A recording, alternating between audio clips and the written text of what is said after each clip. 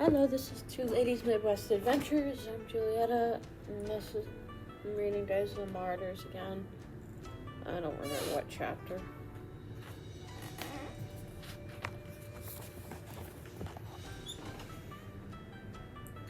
Shortly thereafter, the governor who had sent the emperor for instructions received a message from Marcus Aurelius, who ordered him to re-examine all the prisoners of those who still persisted their confession of Christ. The Roman citizens were to be decapitated, and the rest were to be fed to the beasts. While the Christians were being re-examined in the forum, a well-known physician named Alexander appeared. Like most of the victims, he was a native of Asia Minor, but he had been a Christian in secret.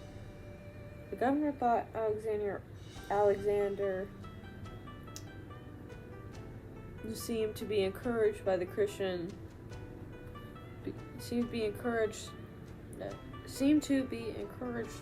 the Christians by his gestures, and ordered the doctor's arrest. "Who are you?" demanded the governor. "A Christian," was all that Alexander said. Instantly, he was sentenced to be thrown to the beast. When all the surviving prisoners had been interrogated and none of them had denied Christ, the governor sentenced them to death. Over a period of several days, at least 4 dozen men and women perished in the arena through various spectacular forms of torture. It's spectacular. That's what it says.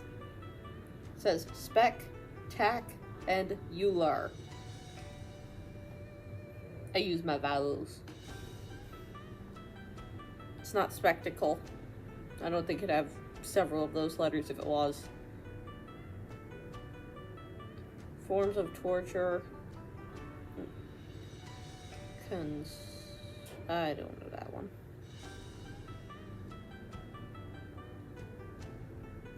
Forms of torture.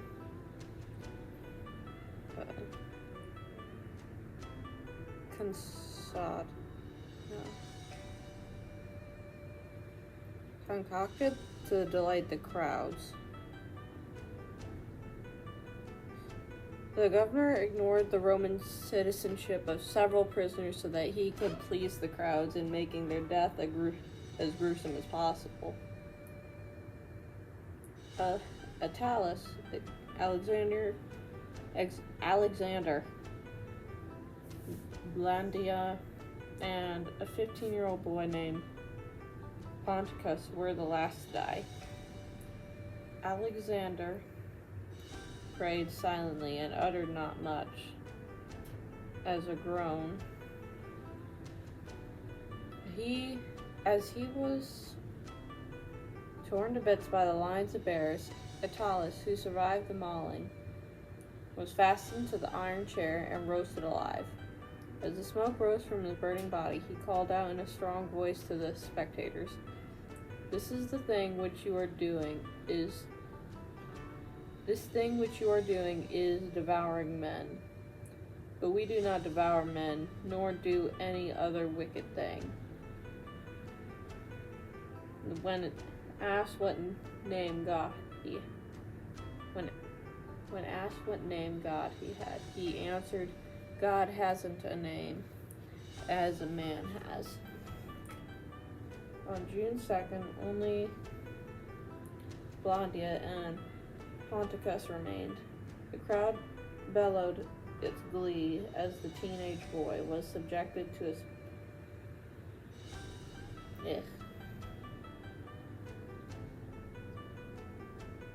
so spectacular again. Series of tortures and then died.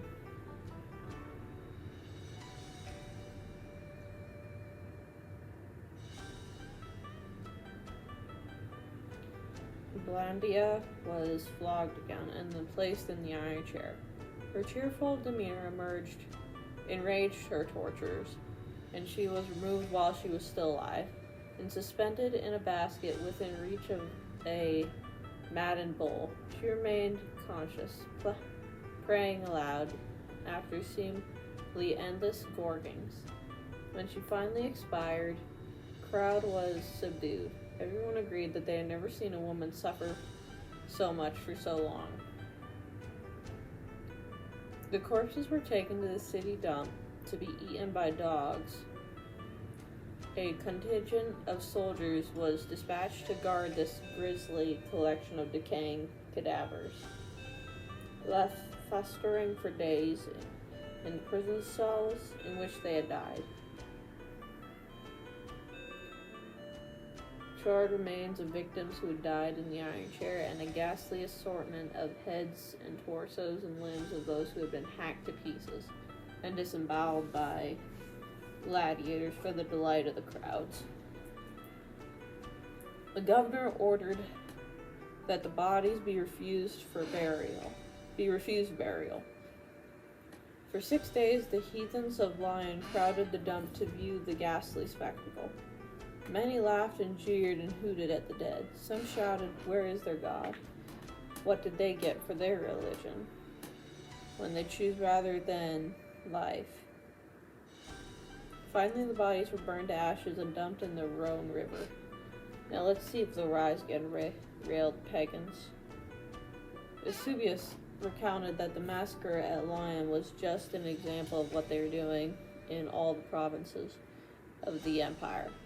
During the latter part of the reign of Marcus Aurelius, during which countless martyrs came to their glory, many victims were not killed outright, but sentenced to a slow death in the mines. Who did this? Says Marcus Aurelius. Or was he such a great emperor? No. I don't think any of them honestly were. But that's only applying to today's conduct and morals. But remember the names.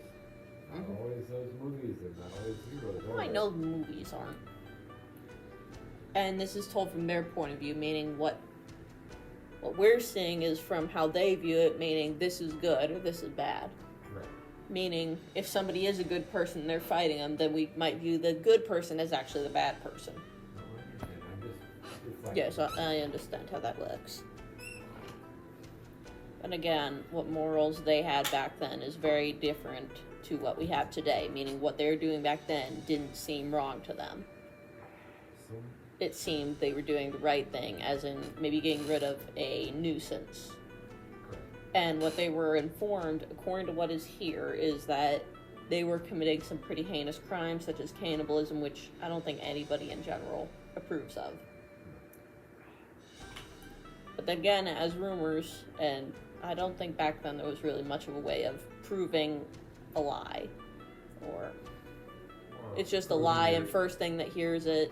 Or proving you have to prove your innocence Yeah. rather than innocence but proven guilty. Exactly. It was a very different time back then. And these people just already knew there was no way of being innocent or getting out of it, so. And this was a different country under different laws. Mm-hmm. Different place, different law. The rock and roll. Okay. Many victims were not outright killed, but sentenced to slow death in the mine. Normally the sentence was 10 years, but few who were sent to the mines ever returned.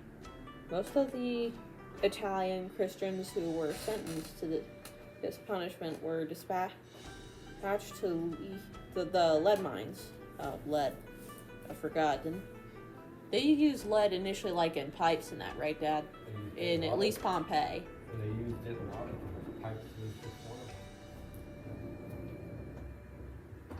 Turns out they're also slowly poisoning themselves by using it. I will say, they got some pretty good plumbing. Very good with the engineering. Especially like with the keystone stuff. The tunnels, structures.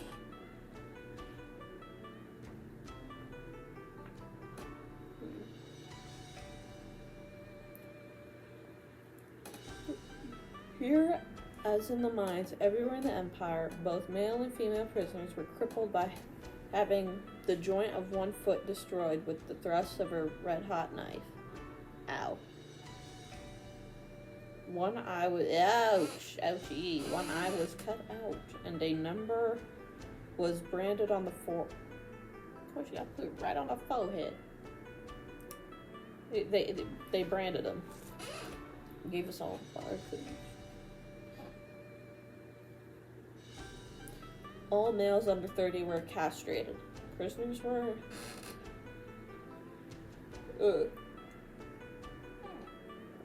Manicel? Manisled. They were in pairs, though. I don't know that word.